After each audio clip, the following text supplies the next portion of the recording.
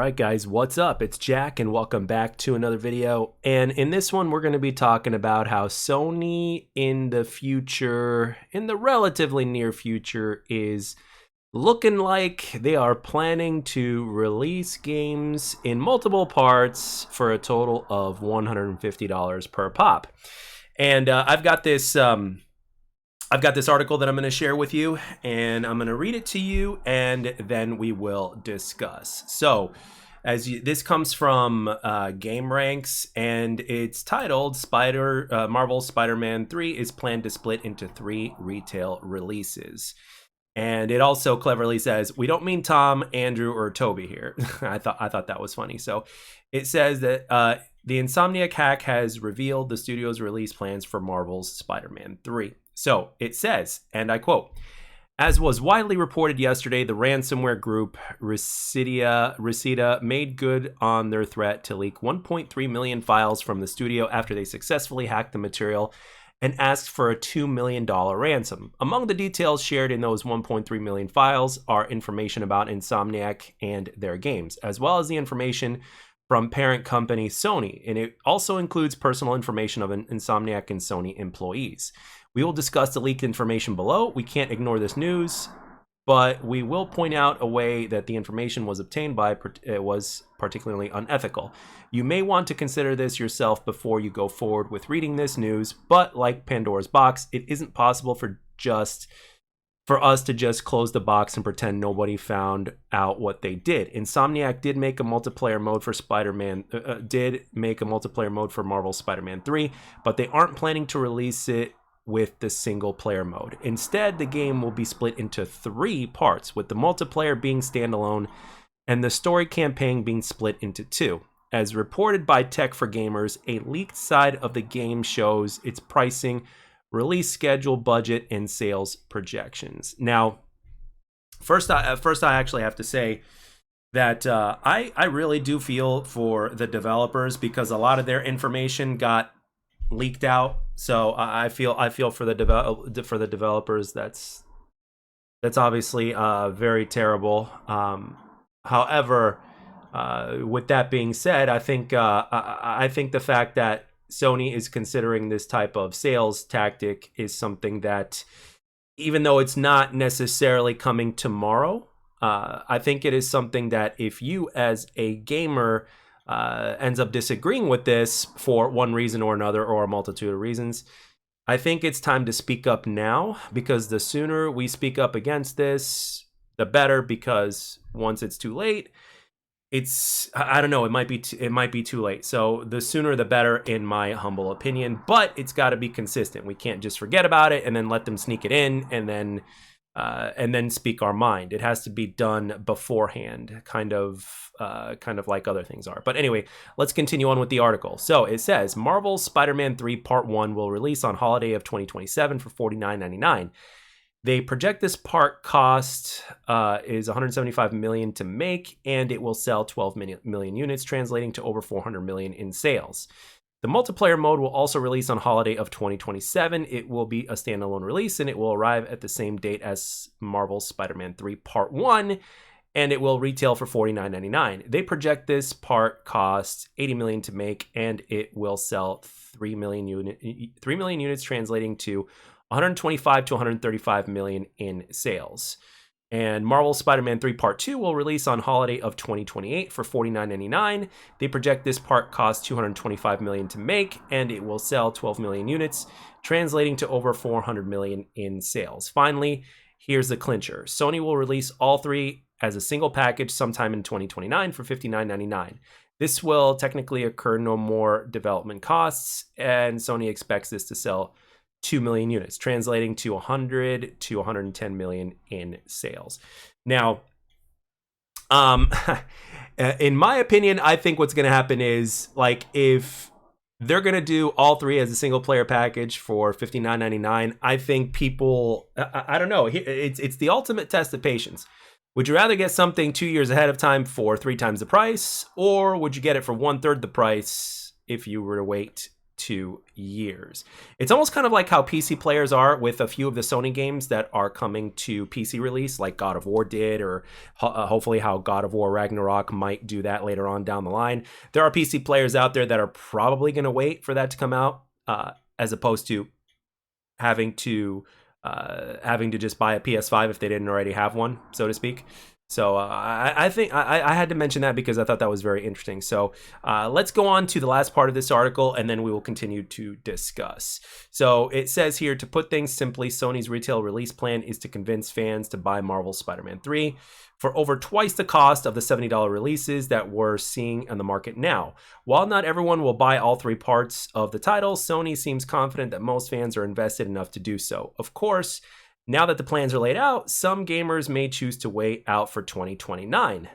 Sony may already be planning changes, or they may stick it out to see what happens.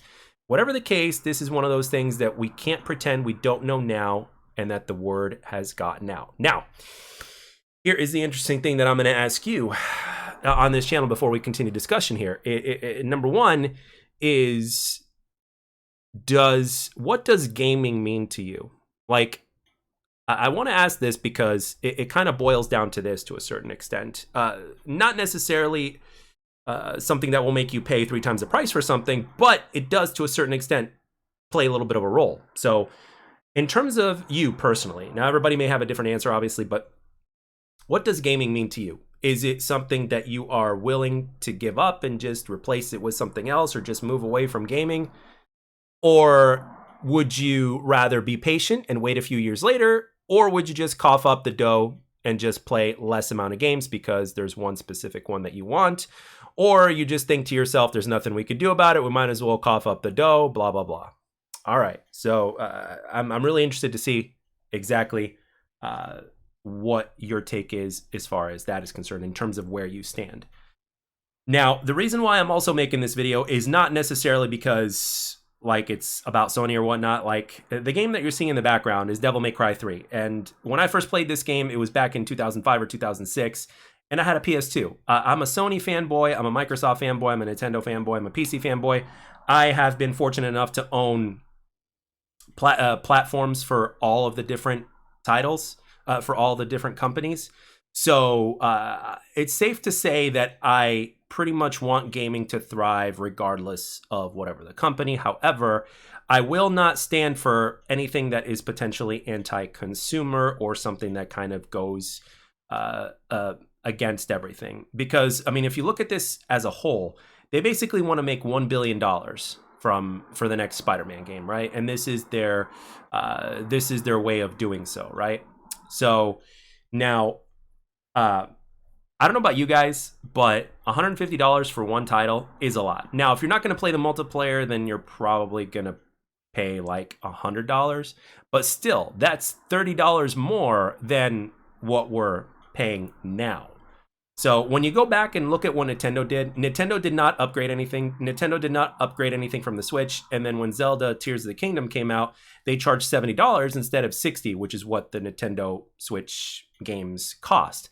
Now, why did they do that? Well, because Microsoft and Sony upgraded their prices from 60 to 70. Sony led the way from going with 60 to 70.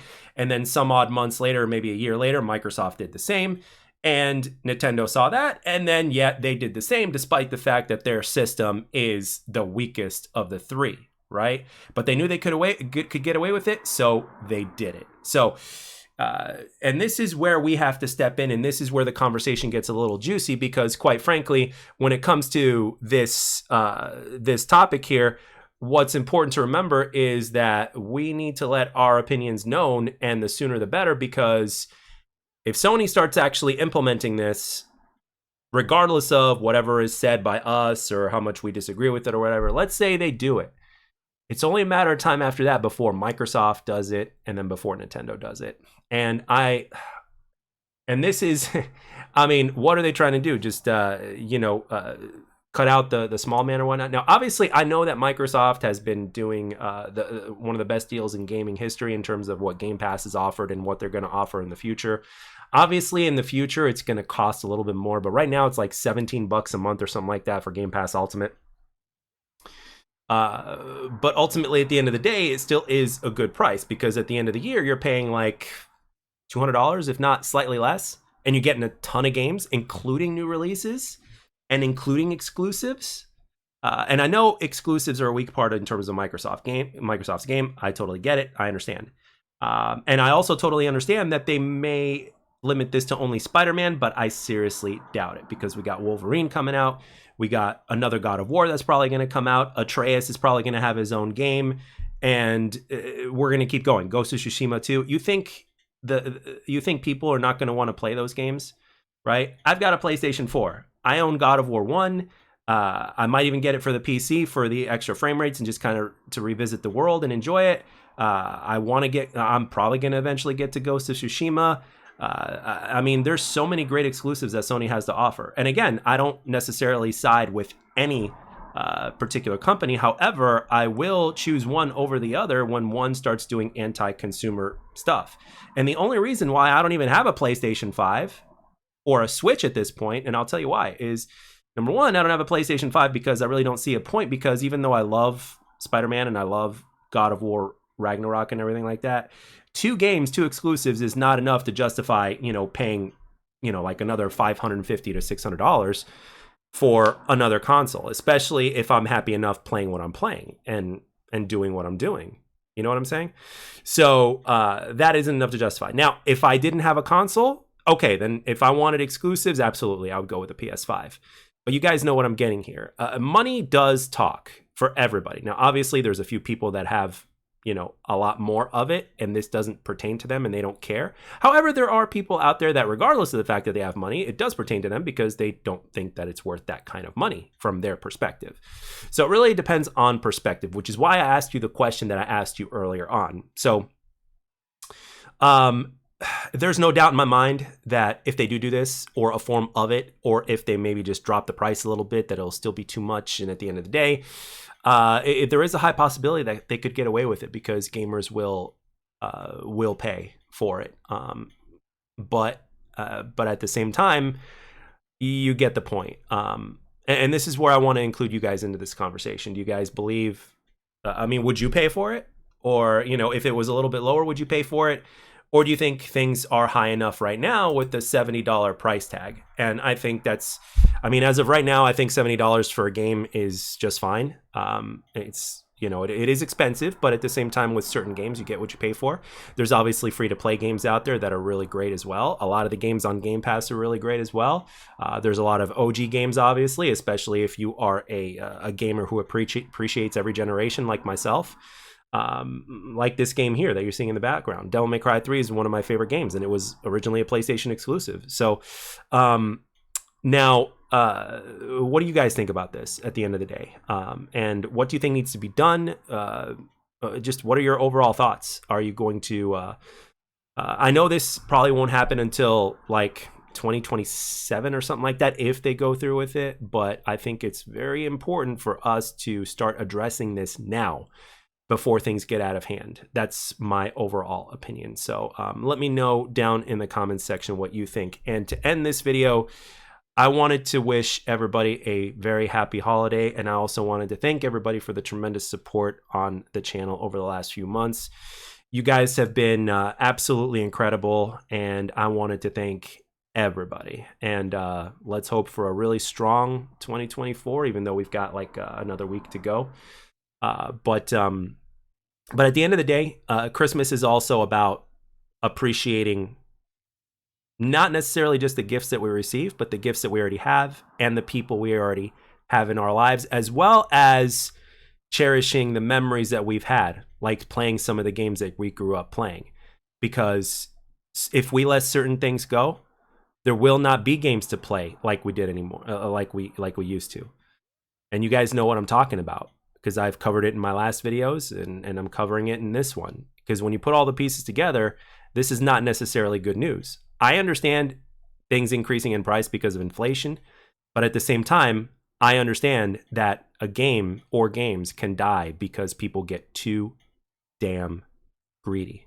And we can't let this stand if you're against it. So let me know in the comments section what you guys think. Thank you all so very much for taking the time to watch and or listen.